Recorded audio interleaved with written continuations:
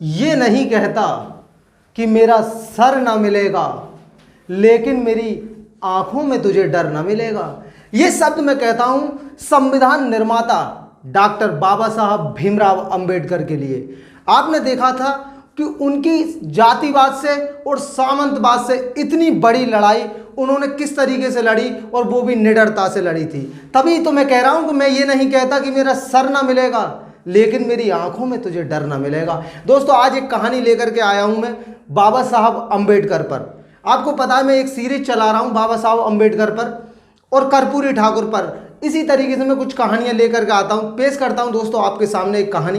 दोस्तों, ये वाकया है उस समय का जिस समय बाबा साहब अंबेडकर अमेरिका में कोलंबिया यूनिवर्सिटी में पढ़ाई कर रहे थे। अब आपको तो पता ही है दोस्तों, पढ़ाई से उन्हें बेइंतहा लगाव था। कोई भी चीज़ छोड़ी जा सकती थी, लेकिन वो कभी भी पढ़ाई से कोई भी समझौता नहीं करते थे।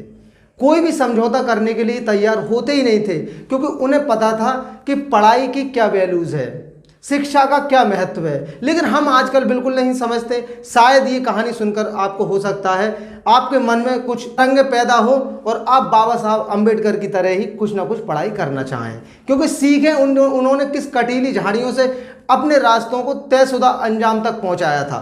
तो दोस्तों, जब वो कोलंबिया यूनिवर्सिटी में पढ़ाई कर रहे थे तो वो रोज़ाना लाइब्रेरी जाया करते थे। वो लाइब्रेरी की टाइमिंग से हमेशा पहले पहुंचा करते थे और लाइब्रेरी की टाइमिंग से हमेशा बाद को आया करते थे।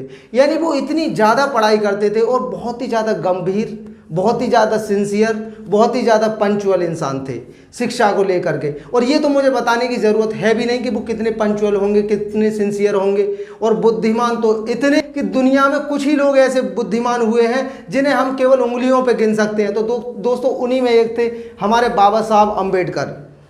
अब वो लाइब्रेरी में जाया करते थे। हमेशा पियोन जो लाइब्रेरियन था वो अक्सर देखता रहता था कि ये बंदा हमेशा पढ़ाई ही करता रहता है, इतना ज़्यादा सिंसियर है और हमेशा इतना ज़्यादा गंभीर स्वभाव का है, ये हमेशा यहाँ पे पढ़ाई करता रहता है। एक दिन वो बाबा साहब अंबेडकर से पूछ बैठता है कि आप इतनी पढ़ाई क्यों करते हैं, क्या मामला है? आप बिल्कुल भी मौज मस्ती नहीं करते दोस्तों के साथ, आप कभी कोई पार्टी करने नहीं जाते, आप कहीं पर कोई गाना सुनने नहीं जाते, आप किसी तरीके की कोई भी मटर गश्ती नहीं करते हैं, कुछ भी इंजॉयमेंट नहीं करते हैं। दोस्तों, बाबा साहब अंबेडकर का आप जवाब सुनिएगा। और दोस्तों, यही जवाब मैं चाहता हूं कि ये बाबा साहब अंबेडकर ही दे सकते हैं इस तरीके का जवाब। और कहते हैं बाबा साहब अंबेडकर कि अगर मैं यहाँ पर मौज मस्ती करूँगा और मैं यहाँ पर पढ़ाई नहीं करूँगा तो मेरे लोगों का ख्याल कौन रखेगा? अब ये मेरे लोग कौन है उनके? वही दोस्तों अछूत, और वही दोस्तों दलित जिन पर लगातार अत्याचार हो रहा था, उनके मेरे वही थे। अब दोस्तों, आप खुद सोच करके देखिए तो आपको पता ही है आपका मेरा क्या हो सकता है। आप कहते हैं कि मैं अपनों का ख्याल रखूंगा, तो आपका मतलब सीधे सीधे ये होता कि मैं अपनी फैमिली का ख्याल रखना चाहता हूं, और इससे ज़्यादा क्या हो सकता।